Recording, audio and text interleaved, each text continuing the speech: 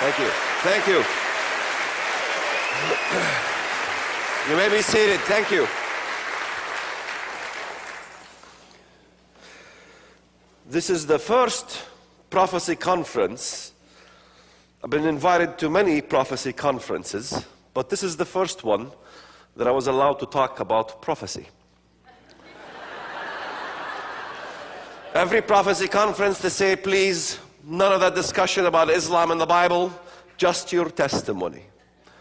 Because in the West, we're still hung up in our old, outmoded interpretations, looking at the Bible as it's a Western manual.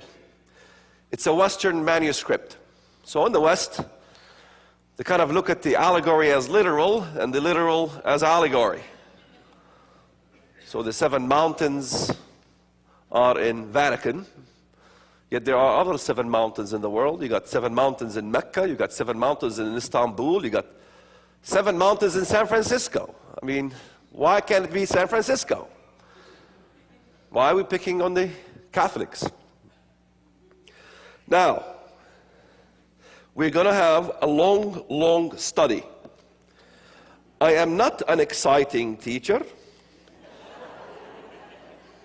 We're going to get technical because you study the Bible. Just as you study algebra, you don't preach algebra. It'd be a big problem if we preached algebra. I will give you a little background about myself. I come from both specters of this world.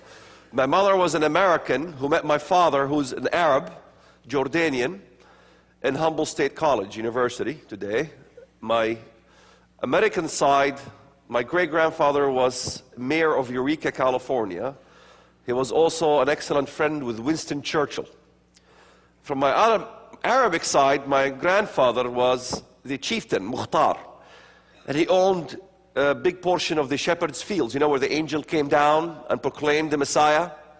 That was owned by Grandpa, most of it. And he was also friends with the notorious Hajj Amin al-Husseini, who was the Grand Mufti of Jerusalem, the Supreme Muslim Council. And he was seen on the eve of the final solution with Adolf Hitler conspiring to destroy the Jews all throughout the Muslim world. I call him the Haman of the Muslim world. He constructed 2 divisions out of the 8 divisions of the Nazi war machine.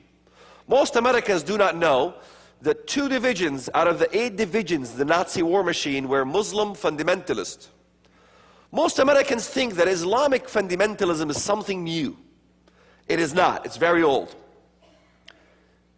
Most Americans do not even identify what Islamic fundamentalism is, or what is Islam.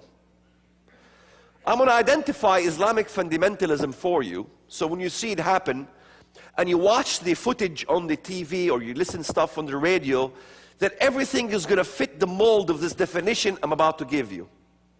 But I want you to memorize it. Here it goes. Islamic fundamentalism is a cult-like process that indoctrinates masses in unison in order to convert them to become seekers of salvation by death,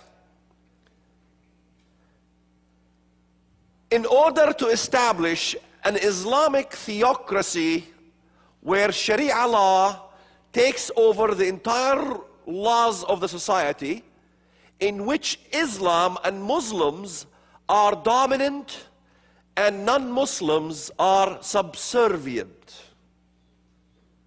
This dogma will take the life of the recruiter and the recruitee in every aspect of their life, in which they always long to the glory days when Islam was triumphant and when Islam ruled the ancient world.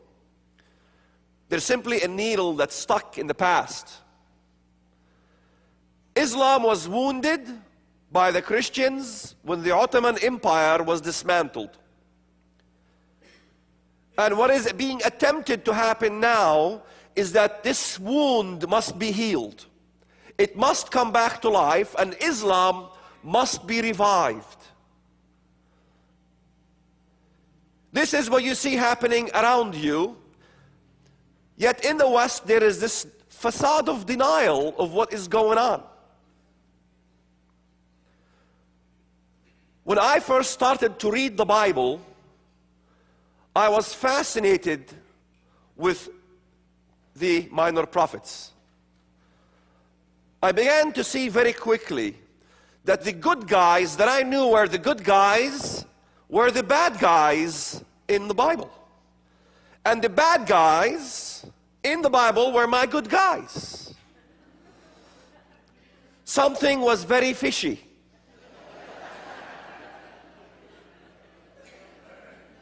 I began to see that my Mahdi was your Antichrist. And your Christ was my Antichrist. In fact, Muhammad said that one of the signs of the times for Muslims is that the false Christ will lead 70,000 Jews and Christians from Jerusalem. Satan even knew that there will be a unity between Christians and Jews in the ends of time. And one of the signs that we know the Mahdi is coming is that the Mahdi will bring a 7-year peace upon the earth. Yet when I read the book of Daniel, I was crushed to find out that my Mahdi was your Antichrist. Something indeed was very fishy. I began to understand that Satan was extremely clever. That if you want to understand prophecy, you must pick on the brains of Satan because he knows it. He knew it all along for thousands of years. So he set up Islamic eschatology to match your eschatology, except he flipped who the good guy is to become the bad guy, the good guy. We have just completed the 2007 International Prophecy Conference with nearly a dozen world-renowned speakers, but you don't have to miss a minute. I've been invited to many prophecy conferences, but this is the first one that I was allowed to talk about prophecy. Could the apparitions that perform numerous signs and wonders that the Catholic Christians revere and worship also be the same things that Muslims will also worship? Our spiritual link is so connected to Israel that whatever God promised Israel as a blessing can come upon us as Gentiles. By 2015, Muslims will make up a majority of the Russian army. Get the entire conference today. All messages on audio tape or CD for only $119 plus $10 shipping, or on DVD for only $199 plus $10 shipping. When you order all the sessions, we will send you absolutely free the historic Convocation, where 8 speakers were together on one panel for 3 exciting hours. Call now toll-free 1-888-463-7639 and have your credit card ready. All my life as a teenager, I grew up in the Middle East, in the Palestinian areas, of course. My desire was to die as a martyr. Because the only way one can assure one's own salvation in Islam is to die as a martyr. Most Muslims will tell you that they reject Christianity because no one can die for somebody else's sin. That the idea of a Messiah dying on the cross to redeem mankind's sin is absolutely rejected in Islam. There is no atonement for sin by anybody in Islam.